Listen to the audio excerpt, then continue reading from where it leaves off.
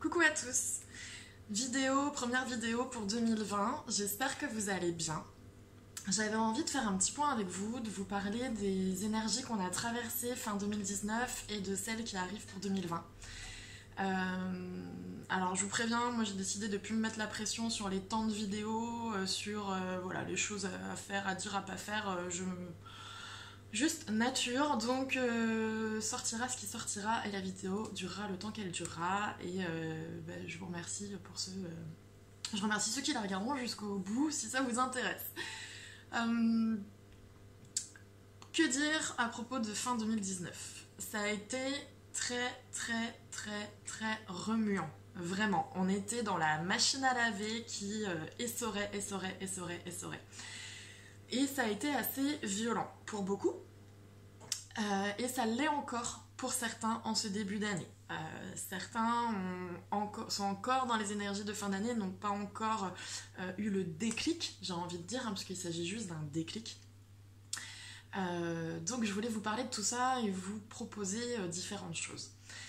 Donc déjà pour être honnête, moi la grosse vague de fin 2019, j'ai vraiment envie d'être honnête avec vous et voilà, sans filtre, hein, pour ceux qui me connaissent, je suis pas du genre à vous cacher les choses.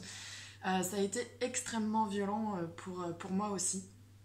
En décembre, je n'ai pris aucun client, j'ai pris personne au niveau des soins, puisque je n'étais pas en état émotionnellement de faire des soins. Donc voilà, je vous le dis, moi dans ces cas-là, je prends pas le risque de prendre des personnes si je ne me sens pas en état. Donc ça c'est une bonne chose déjà, puisque avant j'avais tellement envie d'aider tout le monde que je ne respectais pas mes limites et que même si je n'étais pas en état énergétiquement de faire des soins, à chaque fois qu'on me demandait d'aider, j'aidais et résultat c'est moi qui me mangeais de la fatigue, des miasmes énergétiques et plein de mauvaises choses que je galérais après à nettoyer en moi. Donc aujourd'hui je me respecte et je respecte mes limites, donc ça c'est une bonne chose et je vous invite à en faire de même. Vraiment, même si on a bon cœur, qu'on est très empathique et qu'on a envie sans cesse d'aider tout le monde parce qu'on a cette espèce de syndrome du sauveur à l'intérieur de nous qui fait qu'on est comme ça, c'est tout, on ne peut pas ne pas aider les autres. Il est important à un moment donné de dire non, parce que c'est aider l'autre de lui dire non. Non, là je ne suis pas en capacité de t'aider.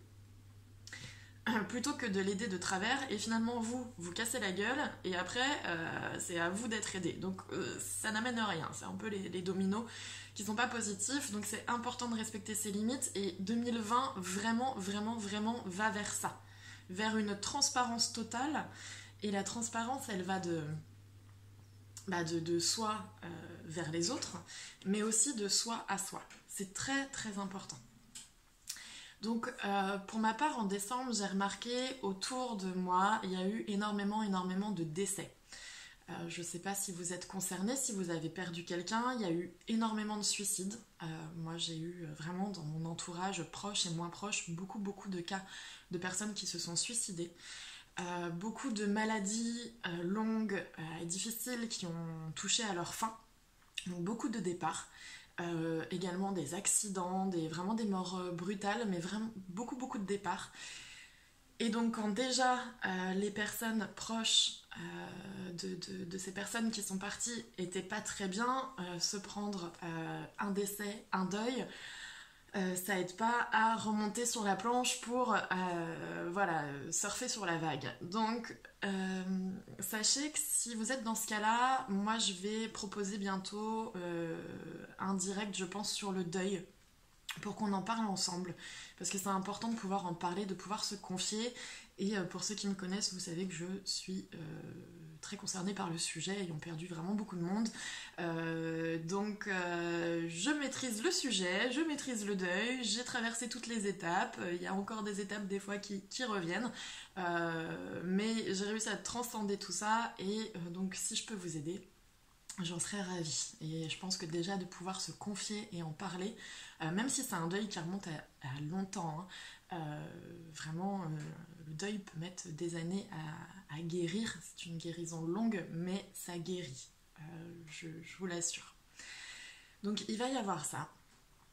Et en décembre également, moi j'ai complètement perdu pied. Je n'avais plus de socle, je n'avais plus de base, puisque j'ai été vraiment emportée par mes états émotionnels. C'est-à-dire que j'ai rencontré dans ma vie toutes les situations, mais vraiment toutes les situations qui me faisaient peur. Mais sur tous les paramètres de ma vie, tout ce qui me faisait le plus peur est arrivé en décembre. Et tout est arrivé en même temps. En l'espace de quelques jours, quelques semaines, bah, c'est comme si tout s'était cassé la gueule. Et alors là, j'étais un peu en position, en PLS, en mode mon Dieu, mais pourquoi? Mais qu'est-ce que j'ai fait? C'est quoi ce karma?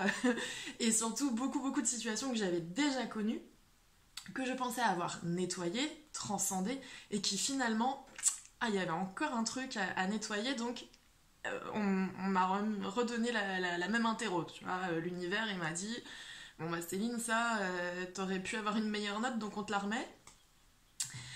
Et waouh, ça a été vraiment brutal. Donc j'ai perdu tous mes repères. J'ai perdu tout, voilà, tout ce socle. J'ai même mon ordinateur avec tout mon travail pour les songes de Durga, toutes mes vidéos, mes méditations, mon livre qui était quasiment fini. Tout a planté, j'ai plus d'ordi, tout est dedans. Donc j'espère encore peut-être sauver quelques trucs, mais sur le coup, ça a été un moment difficile en me disant mais en fait qu'est-ce que ça veut me dire tout ça. Et puis finalement j'ai décidé de le prendre comme un nouveau départ. Ok, tout ça en fait ça a plus lieu d'être. Même mon livre là, si je dois le réécrire aujourd'hui, je vais pas l'écrire du tout de la même manière que ce que j'avais presque fini d'écrire au bout de tellement de temps. Donc c'est que c'est qu'il je peux faire mieux. Donc j'ai décidé de le prendre comme ça. Mais comment j'ai fait pour passer de le fond de la piscine, vraiment où je me noie, et limite je perds le goût de vivre parce que je vois même plus comment respirer, à être à nouveau là avec une patate d'enfer. Et ben il y a un truc que j'ai fait et que je vous conseille de faire parce que moi c'est quelque chose que je fais pas souvent parce que j'ai du mal à le faire. J'ai demandé de l'aide. J'ai partagé mon mal-être à quelques amis proches. Et j'ai bien fait, parce que en leur partageant mon mal-être, ils ont pu me partager le leur. On s'est rendu compte qu'on vivait les mêmes choses, de manière différente, mais on vivait les mêmes choses. Du coup, on a pu s'entraider, on a pu s'épauler, et juste le fait de se sentir moins seul, déjà, ça permet un début de guérison.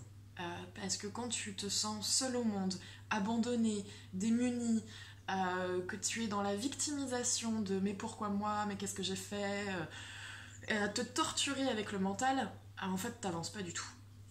Parce que souvent des gens ont l'impression de travailler sur eux parce qu'ils cogitent beaucoup.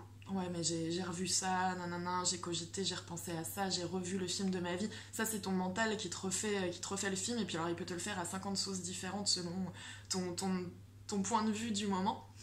Et ça c'est pas du travail sur soi. Travailler sur soi, c'est vraiment aller regarder la merde et la sortir. Hein. Et là, c'est vraiment un travail qu'il y a eu à faire ces derniers temps pour beaucoup, pour justement transcender, pour pouvoir avancer.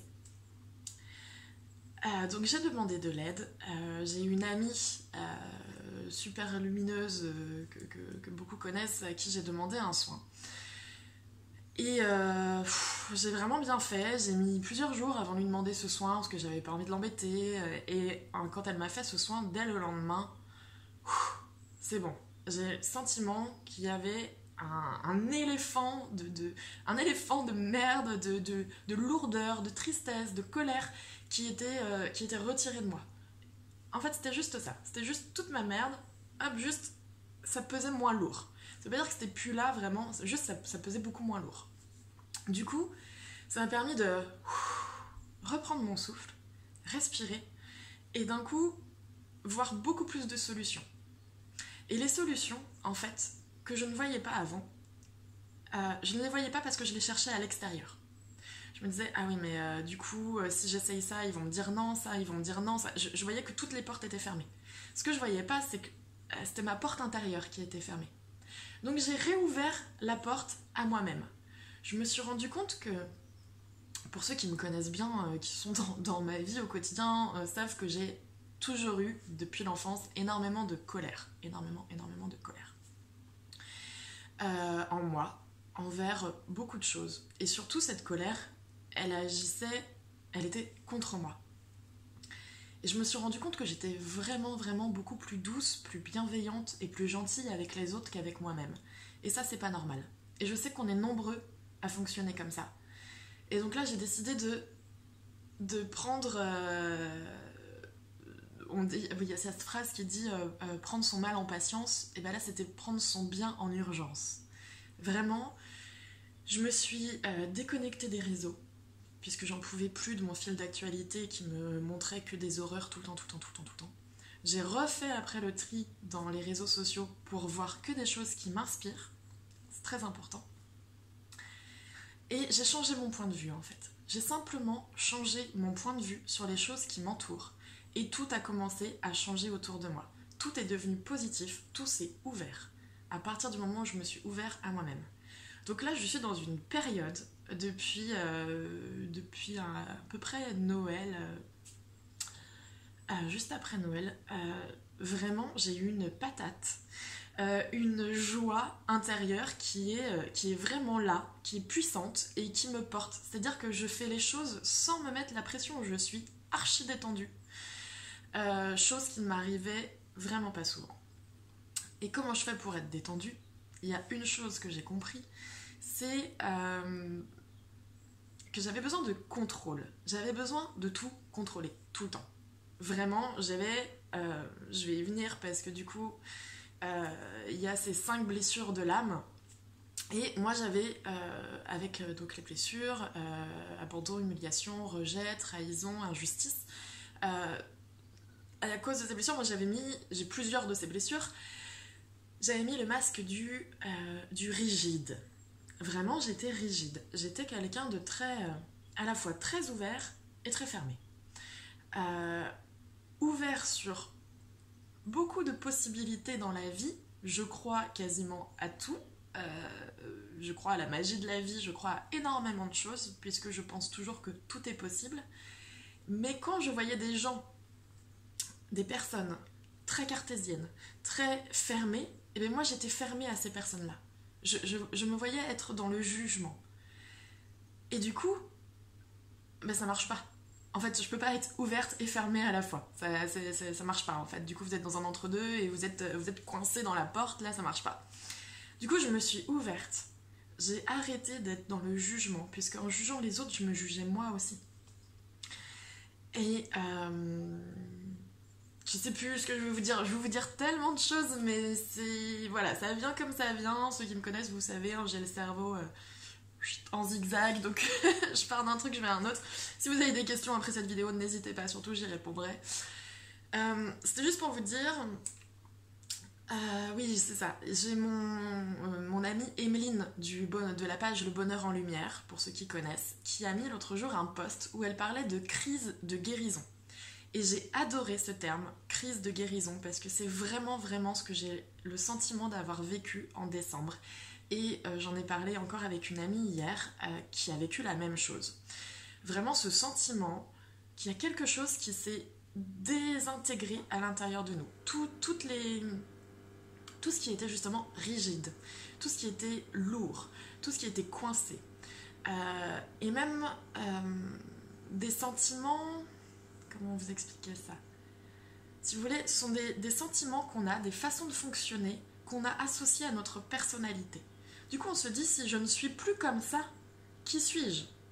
Et on est perdu. Et les gens autour de nous sont perdus aussi, parce qu'ils ont eu l'habitude d'un fonctionnement chez vous, et ils ont eu l'habitude de faire... enfin voilà, de fonctionner eux par rapport à vous, votre manière de fonctionner. Et d'un coup, vous ne fonctionnez plus du tout de la même manière. D'un coup, des choses qui vous énervaient avant, qui vous mettaient en colère, vous vous en fichez, parce que vous avez lâché prise.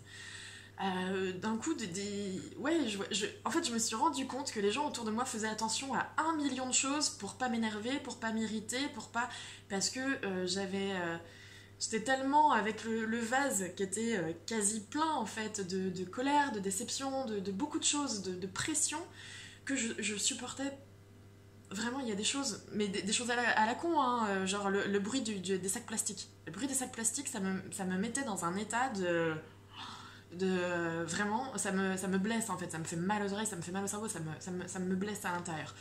Et du coup, chez moi, tout le monde fait super gaffe quand ils prennent un truc dans un sac plastique de ils font pas de bruit, ou alors ils me prévenaient avant.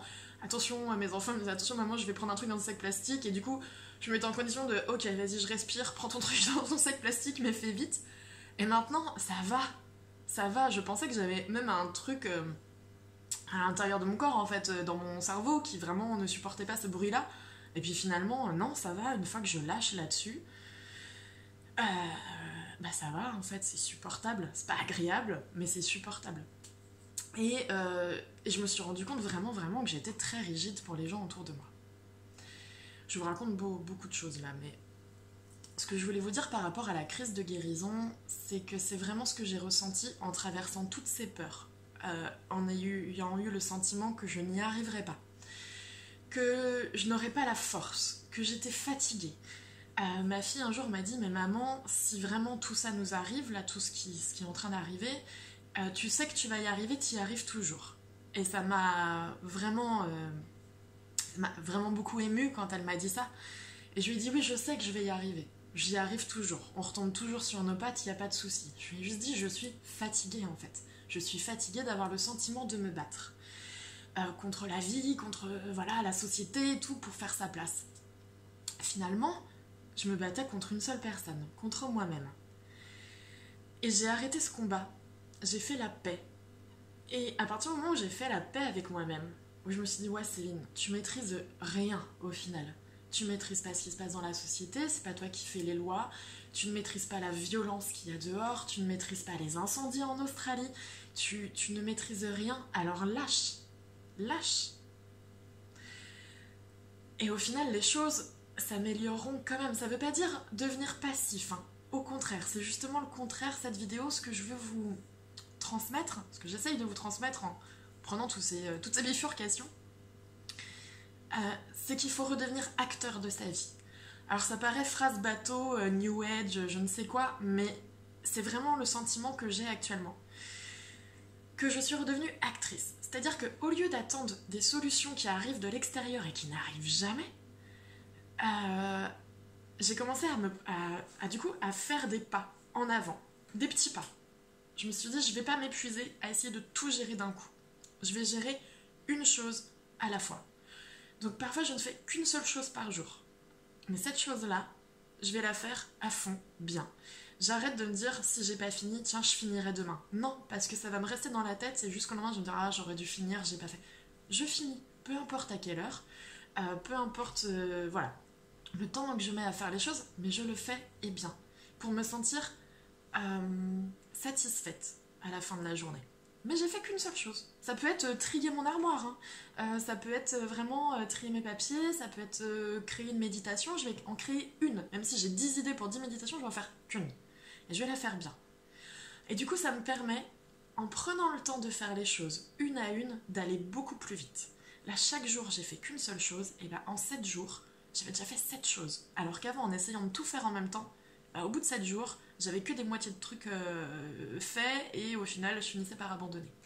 Donc j'ai réorganisé ma vie, mais en respectant mon rythme, ma fatigue, mes besoins, mes envies. Et je vous invite vraiment à en faire de même. Je voulais venir aussi donc à la guérison des 5 blessures.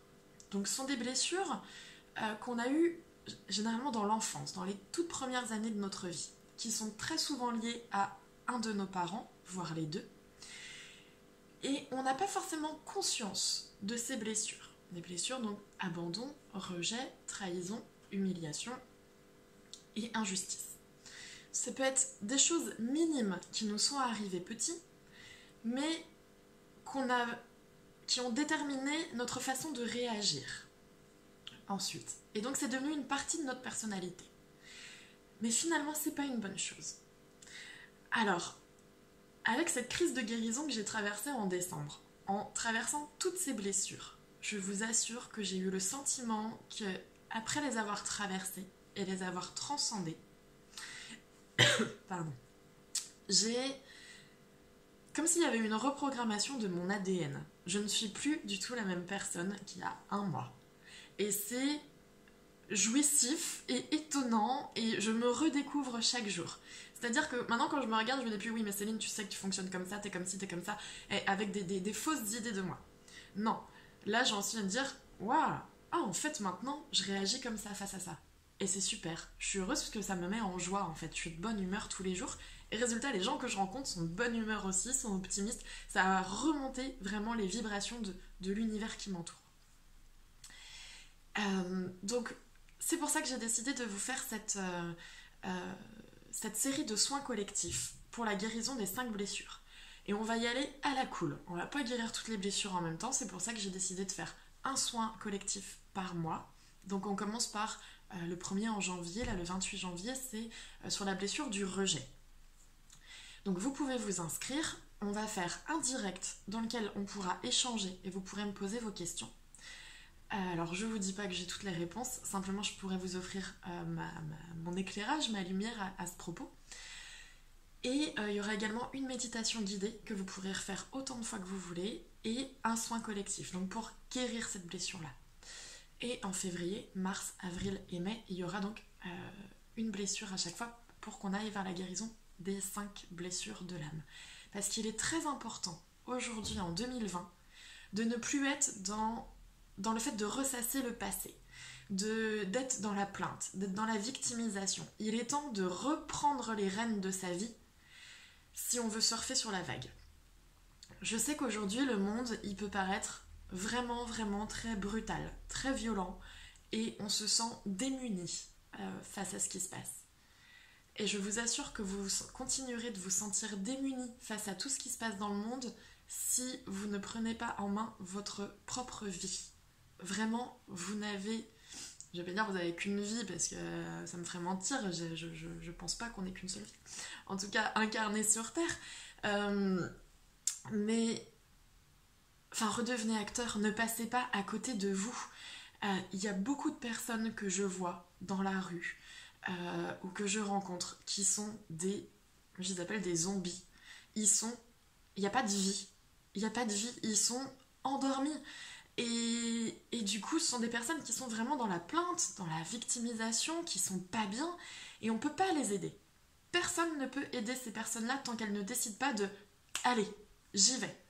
C'est aussi pour ça que mes soins ne sont pas gratuits, parce que parfois on me demande pourquoi tu fais pas des soins gratuits. Quand je faisais des soins gratuits, les gens ne s'investissaient pas. Donc il est important pour moi que la personne soit prête à mettre 5 euros, 10 euros pour aller vers elle, vers son processus d'auto-guérison. Puisque moi, en tant que thérapeute, je ne vous guéris pas. Je vais juste vous montrer où est l'interrupteur à l'intérieur de vous pour que vous vous appuyez dessus et que vous reveniez à la vie. C'est simplement ça, mon rôle. Et c'est le rôle de tout à chacun. On ne peut pas aider une personne malgré elle. Je réfléchis si j'ai fait le tour. Il y a tellement de choses à dire en ce moment. Je voulais aussi vous dire de ne pas culpabiliser. Si vous voyez en ce moment plein de gens, ouais ça va super bien, j'ai la grosse patate, et vous êtes encore complètement down, pas bien avec tous vos soucis, ne vous culpabilisez pas. Il n'y a pas c'est pas une course, on en est chacun là où on doit être. Chacun, voilà, on en est là où on doit être. Tout est juste. On n'a pas tous le même parcours. On n'a pas tous les mêmes capacités de résilience automatique. Moi, ça devient de plus en plus des automatismes. Avant, quand je plongeais au fond de la piscine, je pouvais me noyer pendant des mois avant de remonter à la surface. Maintenant, c'est une histoire de jours. Avant, ça a été des semaines. Maintenant, c'est une histoire de jours. Et parfois, même dans la même journée, ça peut être une histoire d'heures. D'un coup, il y a un truc qui me fait tomber et je me dis, oula, vas-y, on remonte tout de suite. Parce que au fond de la piscine, il n'y a rien, en fait. Ça sert à rien. Si vous êtes fatigué, puisqu'il y a énormément de cas de fatigue en ce moment, reposez-vous. Reposez-vous. Ne prenez aucune décision maintenant si vous êtes trop fatigué. Reposez-vous et ne culpabilisez pas de vous reposer. Là encore, c'est pas une course. Si tu commences un marathon en étant crevé, tu n'arriveras pas au bout de toute façon, ça ne sert à rien. Donc tu te reposes, et même si tous les autres ils sont partis depuis 10 jours, c'est pas grave. Peut-être que tu vas en rattraper quelques-uns. Et puis quand bien même, le but c'est que tu arrives à la ligne d'arrivée bien, heureux, fier de toi. Ok? Donc là, on redevient acteur. La période, elle a été super dure. Elle peut être encore super dure pour beaucoup. C'est un fait, c'est comme ça. Alors me demandez pas si c'est dû à l'alignement des planètes, à je ne sais quoi, franchement j'en sais rien, certainement il y a beaucoup de choses qui jouent, je crois à tout ça hein, bien sûr, mais c'est pas ma spécialité donc et pour moi il y a un côté encore quand on dit ouais mais là c'est la pleine lune, là c'est l'éclipse de lune, là c'est le portail nanana, en fait on est encore en train de se dédouaner et de mettre à l'extérieur les raisons, les causes de ce qui nous arrive. Quand il y a des planètes alignées, qu'il y a une éclipse ou je ne sais quoi, tout le monde ne va pas le vivre de la même manière. Certaines personnes, ça va les porter, ça va leur donner une pêche pas possible, d'autres, ça va les faire plonger, être pas bien. Donc, c'est quoi la différence? C'est les mêmes planètes hein, qui sont alignées pour les deux, ça va être simplement la façon de réagir et le travail qui a été fait à l'intérieur. Alors, j'aime pas le mot travail, hein, parce que c'est pas ça, c'est vraiment conscientiser ses émotions. Conscientiser ses réactions. Arrêter de réagir. Être vraiment dans l'écoute quand on écoute quelqu'un. Pas écouter pour répondre. Juste écouter, entendre l'autre. Et l'entendre au-delà des mots. C'est très important. Se connecter à l'autre. Et chaque personne qui vous raconte quelque chose, elle ne vous le raconte pas par hasard. Il y a toujours quelque chose à comprendre en vous. Donc c'est très important de conscientiser. Voilà, juste lâchez la pression. Vous avez le droit de pas être bien. Et c'est pas grave, acceptez-le. Mais dites-vous, ok, là je suis pas bien. Vous vous demanderez le pourquoi, tout ça plus tard. Juste là je suis pas bien, j'ai besoin de repos. Je me repose. Et après on peut réfléchir. Pourquoi je me sentais mal à ce moment-là? Ok, il y avait ça, ça, ça. Pourquoi finalement ce truc-là anodin, cette petite réflexion dans la rue de je ne sais qui ou d'un collègue, pourquoi ça m'a mis aussi mal? Pourquoi ça m'a blessé autant? Pourquoi j'ai nourri ensuite de la colère envers cette personne alors qu'elle a dit un petit truc? Peut-être parce que le vase était déjà beaucoup trop plein. Donc il va être temps de vider tout ça. Ok? Bon, bah, cette vidéo est assez longue, donc je sais pas si vous êtes nombreux à l'avoir regardée en entier. Merci pour ceux qui l'auront fait. En tout cas, voilà, moi je reviens avec des nouveaux projets, puisque bah, tout mon boulot, je vous l'ai dit, a disparu avec mon ordi. C'est pas grave. J'ai fait le deuil de mon ordi aussi, le deuil de mon travail et le deuil de mon ancienne façon de travailler. Donc là, on repart sur autre chose et vraiment, je suis en joie d'avoir une page blanche pour redéfinir ma façon de travailler, ma façon d'être, selon qui je suis aujourd'hui et pas selon celle que j'ai toujours été. Et je vous invite à en faire de même. À revenir au présent tout le temps. Alors j'ai l'impression de dire des phrases bateau, mais je vous assure que depuis c'est cette crise de guérison, comme dirait Emeline, où j'ai vraiment eu le sentiment que mon ADN s'était reprogrammé. J'ai dit ça à mon mec, j'ai dit mais j'ai l'impression que mon ADN s'est reprogrammé. Il y a beaucoup de choses qui ont changé. La texture de mes cheveux, la texture de ma peau, mes goûts alimentaires, mes envies. Vraiment, je me redécouvre. Je peux plus dire ah mais moi j'aime ça, j'aime pas ça. Non, j'en sais rien aujourd'hui parce que tout s'est reprogrammé.